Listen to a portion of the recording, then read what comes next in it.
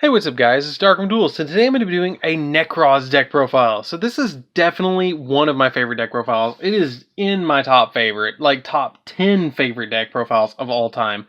I have been waiting on this deck to get reprinted, and I literally have this deck. I have this deck core because I love it so much.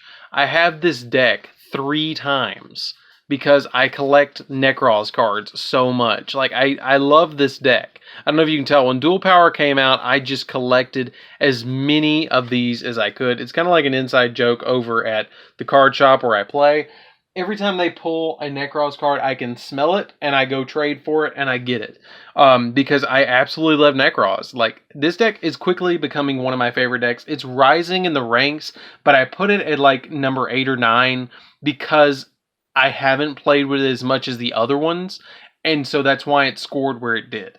But it's a super fun deck, and I really love it, and I highly recommend you guys playing it. It's really budget now. It's kind of crazy how budget this deck is now compared to how it used to be. This deck maybe costs $60 for the main deck, maybe, and then for the extra deck, it might cost $20, $30, maybe, with the Totally Awesomes being the most expensive thing that you have to play in the extra deck.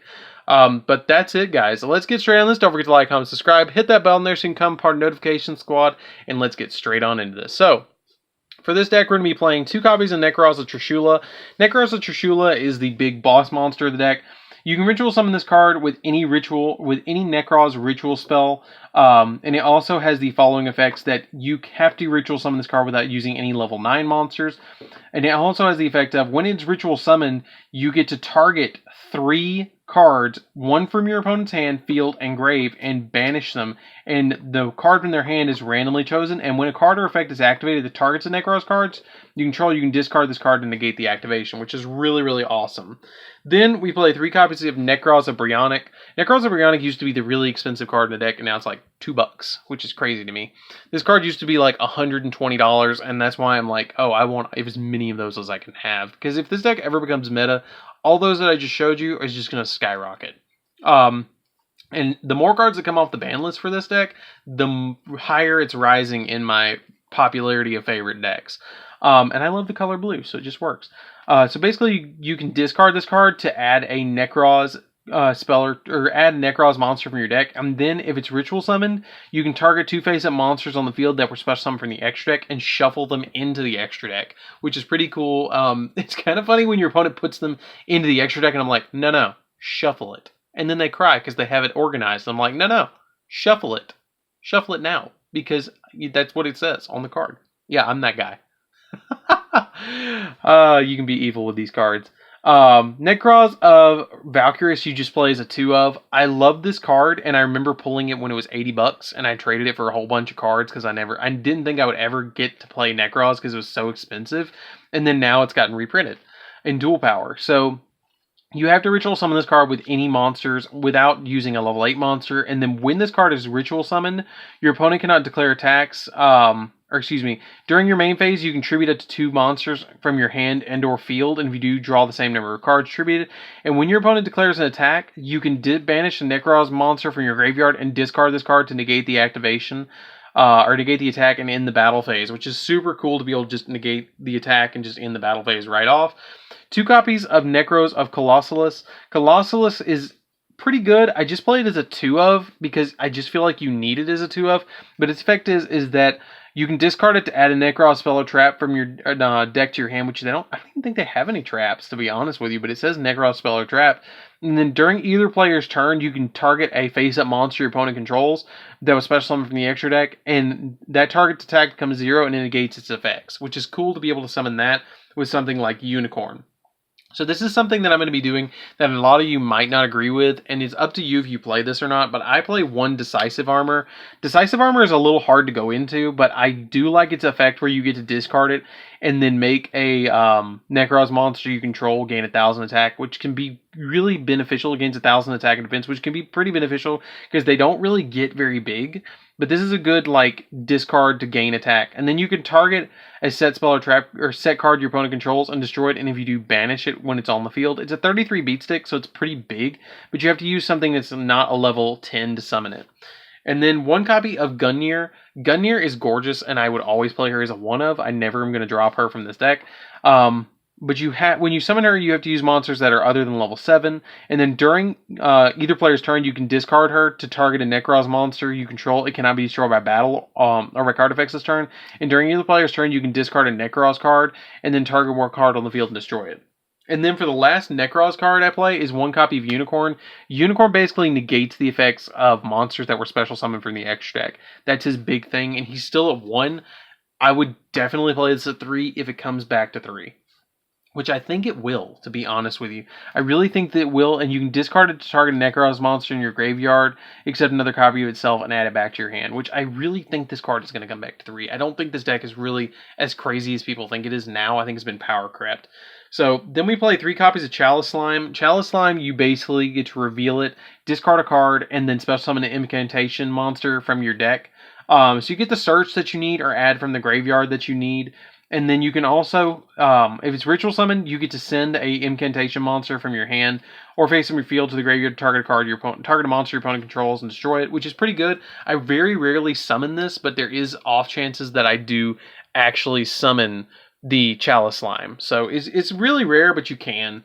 1 copy of Benton. Benton, if you tribute it, you get to add your Vanity's ruler from your deck to your hand, which is why we play the Vanity's ruler. Basically, that's the only reason that you play this. Yeah, I play it as a 1-of because you can search it really easily, and I don't feel like you need more than 1, because after I get the 1, I'm not going to use another one. So I just play it as 1-of. So that's it for the ritual monsters. Let's get into the main deck monsters besides the ritual monsters. That's a lot of ritual monsters. So for the non-ritual monsters, we're going to be playing 2 copies of Shuret, which I think is sure it's going to come back to 3. I think it's irrelevant at 2. I think it will come back to 3. I don't think there's a reason why it shouldn't be at 3. But basically, if you ritual summon exactly 1 Nekroz monster, you can use this card as the entire tribute, and then you can add a warrior monster, Nekroz monster from your deck to your hand. That's a ritual. Which is really cool because he's the one that climbs from Colossalus to Brionic to Trishula, and then you have Dance Princess that goes between 3 of them, and then you have Valkyrus that goes through 3 of them, which I think is the Sage guy. And then we play 1 copy of Vanity's Ruler. Vanity's Ruler is essentially the lockdown that makes your opponent not be able to special summon, period. Which is really, really good to be able to make your opponent not be able to special summon. And then I play something that not a lot of people play, and you can drop these if you don't want to play them. It's totally up to you. But I like Zaborg. I really think Zaborg is a game ender. You just summon Zaborg, pop itself, send, 8 cards from your extra deck, 8 cards from your opponent's extra deck, and you get like 8 effects off. Like you can send Psyframe Lord Omega. Like my targets are Psyframe Lord Omega, my 3 copies of Herald of the Arclight, so I can get 3 ritual spells, ritual monster searches, and then depending on how late it is in the game, I'll either send 3 Totally Awesomes or 3 Elder Entity Nists, depending on what I need to do to either pop 3 cards or to add a water monster back from my graveyard to my hand. Usually it's either 2 and 3 or 3 and 2 like this. It's this line, either or. But it's a really good thing to have Zaborg in the deck. I think Zaborg is crazy. I think if this deck ever becomes meta, it's going to get limited or banned. I really think that Zaborg is crazy and just is a banhammer waiting to happen. So for the incantations, we're going to be playing 2 copies of Talismandra, 2 copies of Bookstone, 2 copies of Kandal, and 2 copies of Pencil Plume. Basically, these cards, if you reveal a ritual spell or ritual monster, you can special summon them from your hand. And then, depending on which one you special summon from the deck, off of the effect of the one that you special summon from your hand, you get to do certain things. Like this one lets you add a ritual monster. This one lets you add a ritual spell from your graveyard to your hand. This one lets you add a ritual spell from your deck. And this one lets you add a ritual monster from your graveyard to your hand. And that's pretty much it for the monsters, guys. Let's get into the spells. So for the spells, we're playing 1 copy of Incantation Inception, 2 copies of Nekroz Mirror, 2 copies of Nekroz Cycle, and 2 copies of Kaleidoscope.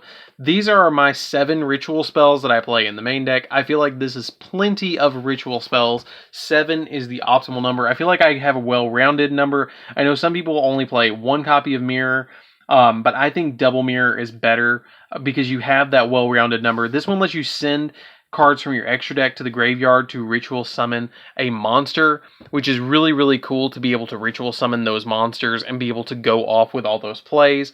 It's just really, really nice to be able to do.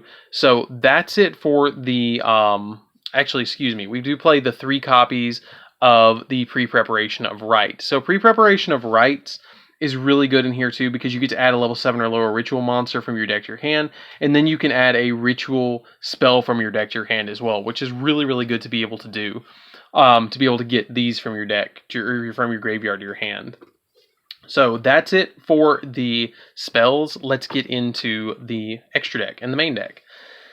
So for the extra deck, we're going to be playing 1 copy of Brionac. Brionic's really good to be able to just send to the graveyard to special summon Nekroz of Brionac. 1 copy of Trishula, because you can use this to ritual summon certain cards, but not Nekroz of Trishula.